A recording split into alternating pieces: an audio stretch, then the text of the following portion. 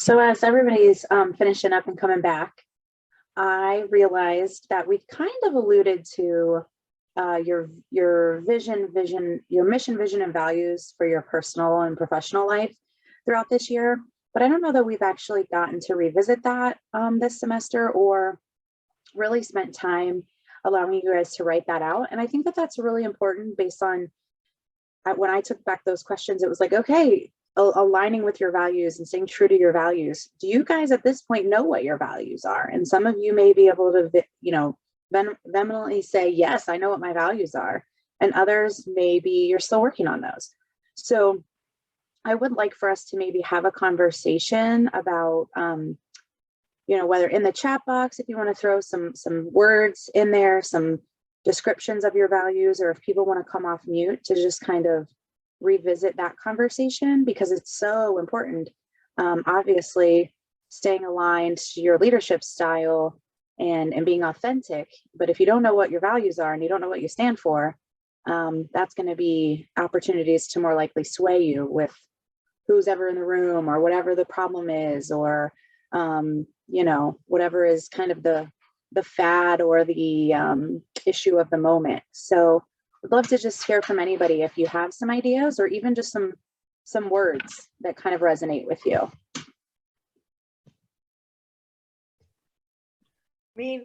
This is Jason. I think in some ways I definitely have some values and things that I'm like, I definitely believe like in the dignity and rights of people with disabilities, and that it should be a societal thing that we're thinking about and not just individuals and some things.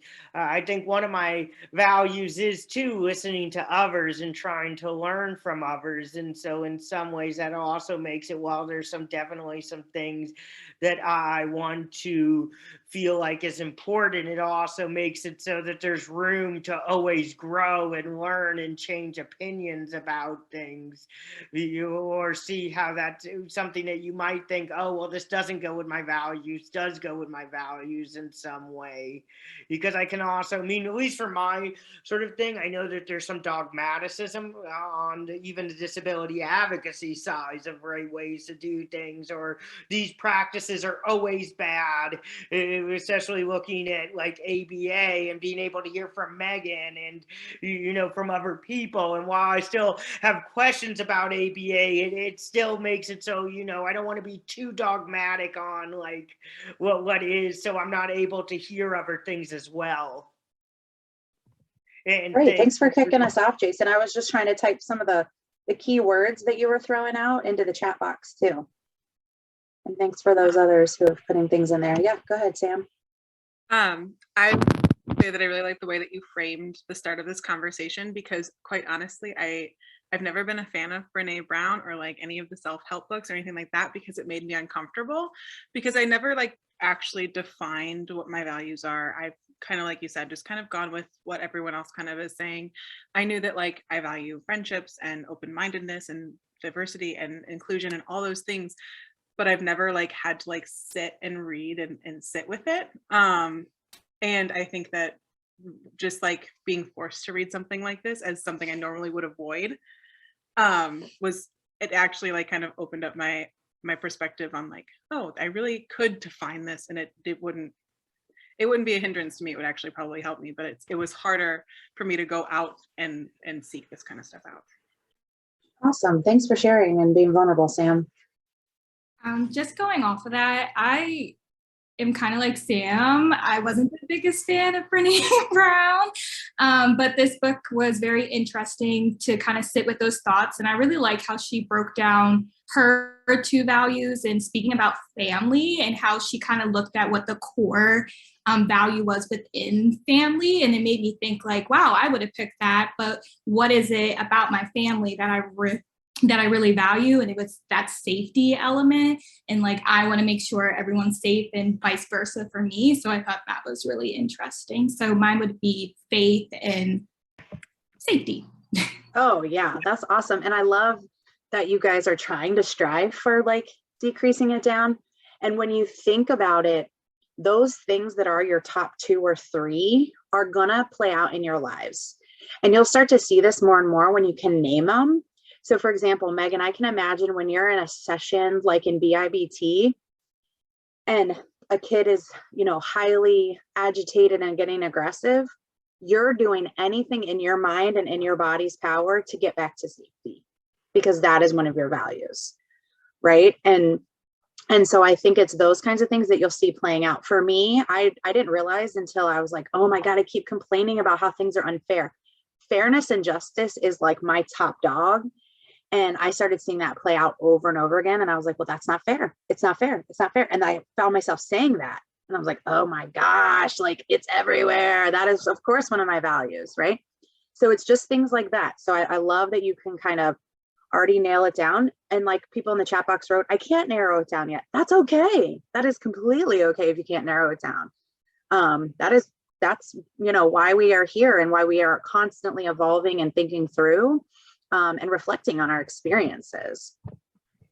And Steph, I was going to say, I love how you take that to other people, because this is something that has really grown with me over the last couple of years as an officer, because we have that ranking structure in the military. And too often, those junior enlisted people, nobody cares about their values. Their values are undermined. They're not considered a person. And so while I am developing my own values still to this day, I know a lot of that input from other people and trying to be like, hey, what is truly important to you? Because so much it's mission first. Your family didn't come in the sea bag. We don't give a crap about whatever. And I've realized through so many of my junior enlisted, and even some of my senior officers who have been in for over 20, 25 years, where they're like, thank you for just sitting down and like being that person that is allowing them to express whatever it is their value is at that time. Because too many of them never get that option, which I think is so sad. And hearing it through this and then just hearing it through other people, it's something that I've definitely grown with a lot, even within the last couple of years. That's awesome. Thank you for sharing that. And I was thinking as you were talking, the importance of leaders in leadership is your value has to be on relationships, whether it comes naturally to you, whether it is something you have to work for.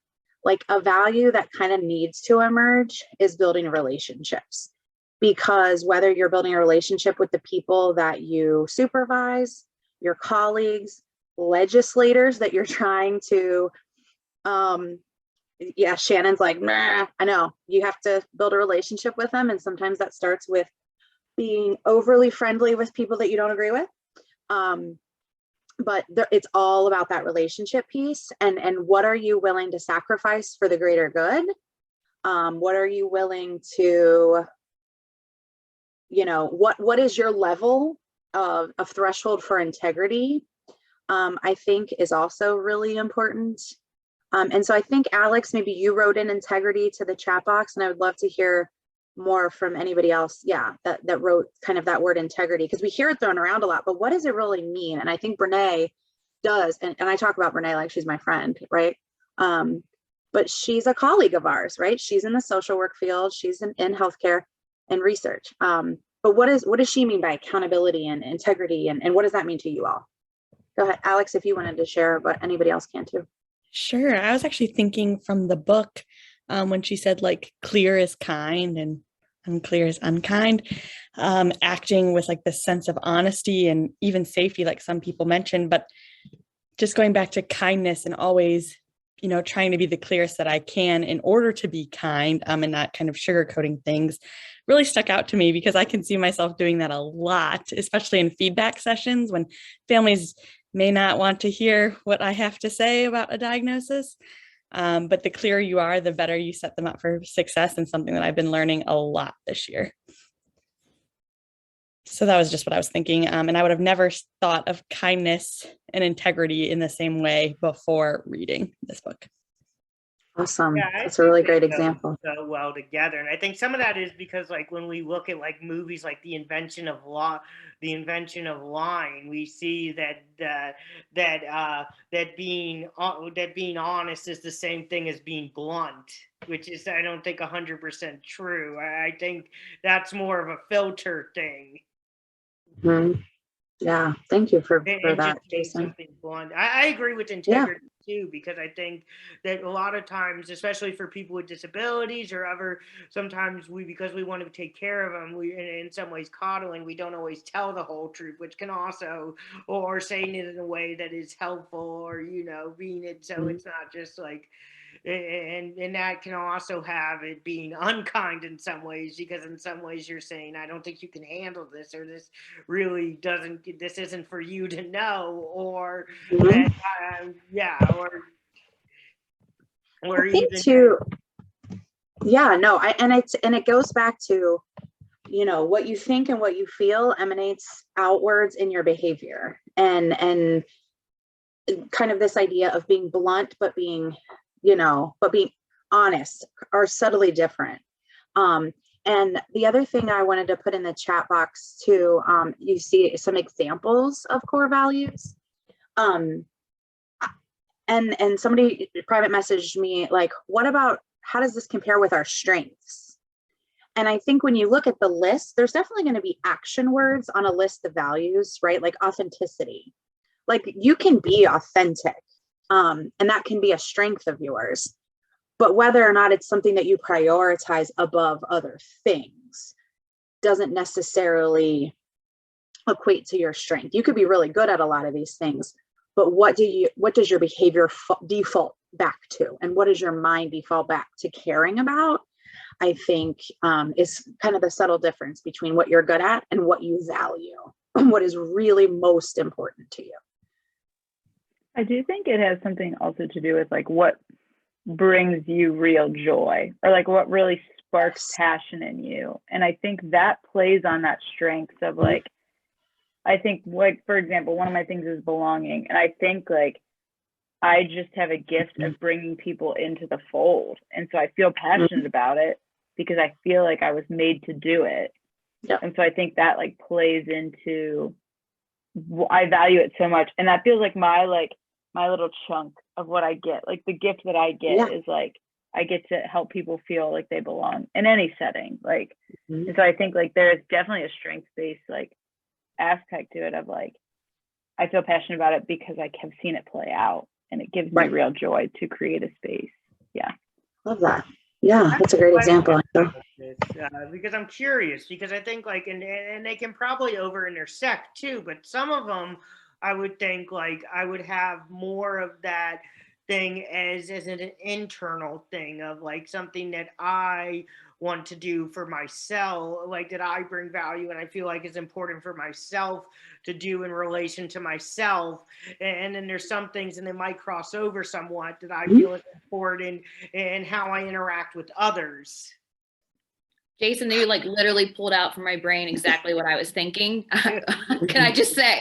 But I was thinking, as I was kind of going through that book, I was struggling a lot with trying to identify my values and trying to figure out if I was doing it to people please, like what I wanted to identify and strive for as my values, and what I truly sit with naturally. Like I really, and I still haven't come to like a strong conclusion of where I sit. And I feel like I struggled in that same capacity of how you identified it, what was personal to me and what was for other people. But I don't think it's bad that it's for other people too, depending on if it also has with you. Like, what some of it is that like some of those could be my own internal goals about how I sort of think about myself and how I view myself and how I want and how I feel like those are important for like internally. And then like I agree, because you definitely don't want to be doing some of the stuff like, and you can feel pressure, but also there's some things that like I know it's more important for me to feel like I'm being compatible in some ways. And that's just because I also get enjoyment out of that in some ways. And it might be more about how I do it in relation to others as well. Sorry. And now I'm going to bust out my old psychology, psychodynamic theory. And it all goes back to like what nature and nurture have done to us, right? Like, and so when I think about fairness, I'm like, where did that value come from? Well, it came from the fact that my perception of my place in my family was that I was second to my little sister. And I always felt like things were unfair. I was the epitome of, do I have 6 presents? Because Stacy has 6 presents at Christmas, right? And so now that plays out with, just because it might be for me internally, and sometimes, this isn't fair, Now I'm outward looking, like, is that system fair for kids with disabilities? Is that healthcare system equitable for all the people that are working within it? You know, so I kind of think if you look back on some of your values, Angel probably grew up in a home where everybody was welcomed in, right? She saw that, it was modeled for her, or vice versa. She didn't see that, but she craved it, right? So thinking through kind of that self to others piece, I think is really a cool thing that you guys have taken from this book. Other ideas, values? We talk a little bit in healthcare about values like intrinsic to the field. I just thought that was interesting because for a long time I felt like I couldn't separate my values from the values of my overarching fields. Like medicine, they talk a lot about do no harm and things like that. I think that's really important. But there are other things that, like at different points in your training, you rely on, like values that are kind of currents throughout your life. And then there are like waves of more important things going through where safety becomes a priority or different, you know. I do feel like for a long time, it was kind of hard to separate what were the values of my career versus what were my personal values and how those are different. I think that's important for identity. So important, Abby. Absolutely. And especially when you're in training, your identity is wrapped up with what you are becoming. And you don't necessarily even have time to expend on, you know, that self-realization piece and figuring out who you are as a person, because you are Abby, pediatrician, right? Like, so it's all wrapped up together. And I think that's why we hope that if nothing else, this sets you up for thinking about those things as you progress through your careers, whether that's as a researcher, advocate, clinician. You'll always have that professional identity, but what do you kind of stand for when you're faced with any situation, whether it's in your professional life or your personal life? And I think that's tough to sometimes even think outside of, oh gosh, well, no, I'm a healthcare provider. I stand for good quality healthcare. And something else, Abby, you said, I think too, that we also have to pay attention to when we're interdisciplinary leaders is the values of other professions. So sometimes, and I'm going to point to medicine because it's very different in psychology, in some subtle ways. You know, we always want to help the patient, but I always have joked in a kind of in jest, but also like real life, medicine started as a field of where they went to your home. Like they literally would go to your home. And psychology was always, you come to us and inquire, you know, and ask for that help. And we empower you to take a role in your healthcare. And I think that is a very different value system than where medicine is derived from. And we've talked about this with so many case conferences of, well, if we, you know, have a kid and the family is not ready to get behavioral health care, we can't go to their house and force them. Versus medicine has been like, we got to get them here no matter what. We got to get them the care no matter what, right? And it is. And from my perspective, I think we need to value both aspects, right? Like both value systems are very important to taking care of our kids. So I just think, again, it's important to recognize the value systems of the other. That's why every profession has a, you know, a value statement or core values or their ethics. So especially if you're managing people, you want to know what are their main things they draw from, because that's been ingrained in them. That's why we call it training. You are trained. It's ingrained in your life, in your being. And I'm sure Julie could talk about the educators, you know, ethics. And you know how promotion of knowledge is valued there.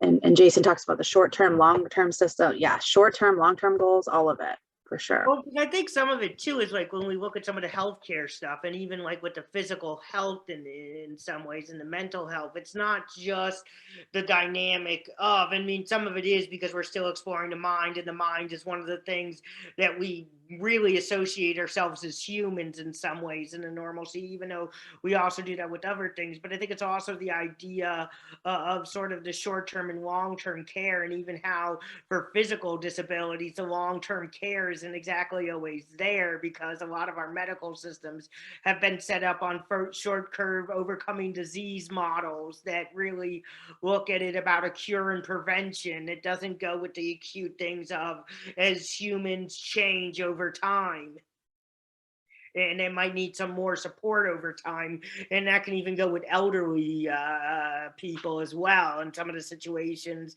and institutions we set up around people as they are coming towards the golden years of life and end of life. But again, it goes back to all of these systems are so valuable to move us all forward, right? All of these value systems, all of the different disciplines. So yeah, keep chatting. I'm just trying to put you all into small groups so we can further discuss the questions and that were in Jen's list from the book. Anybody else have other comments they want to make?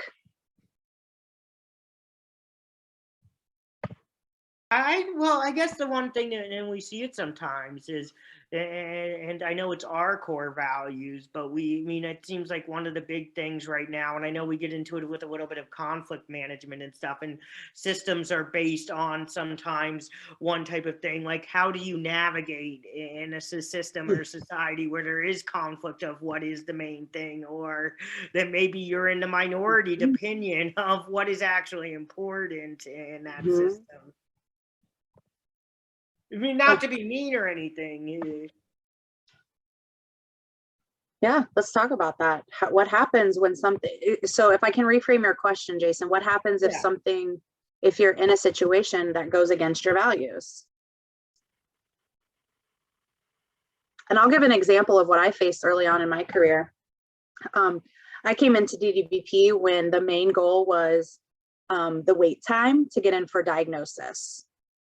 And I was like, okay, well, this is great, but we're going to write 15-page reports for families and then send them where?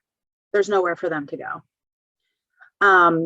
So that felt to me like it went against my value of, oh, we're only talking about diagnostics. We're only focused on diagnostics, but the system is not set up for these families to go anywhere. Very similar to what we experience with adults, right? Okay, we can talk about transition all day long, but if we don't have anywhere to send them, what's the purpose? And so that's what I did. I just focused and I said, I don't want to do diagnostics. There's a hole, there's a gap. We have to add treatment. We have to build more services and capacity. And I mean, 10 years ago, we didn't even have a single visual support for our therapy side in DDBP. And now, you can ask anybody that's over there doing their evaluations. There's visual schedules, there's weight cards, there's break boards, there's everything, right? And I just slowly chipped away at it. Right? My advocacy skills saying, I get that we need to get kids in faster, but we also have we need somewhere for them to go to get their treatment. And I'm not taking, full credit for that by any means, but my voice was definitely the squeaky wheel often in many conversations. So that's where your advocacy and your leadership comes in. To say, this is what we value, this is what I value, and this is what I want to see happen.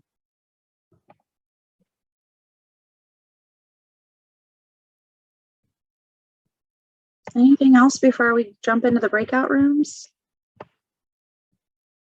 So I put you in groups of 4 because research supports that groups of 4 are the best for group discussion, just so you all know that when you leave too. And I always remember that by the Beatles. The Beatles were 4. Ninja Turtles are 4. Well, I guess Ninja Turtles are 4. Who else? Unless you ask Splinter, but he was more the above. No. He had a hierarchical. Yep. He was their manager-ish. Yep.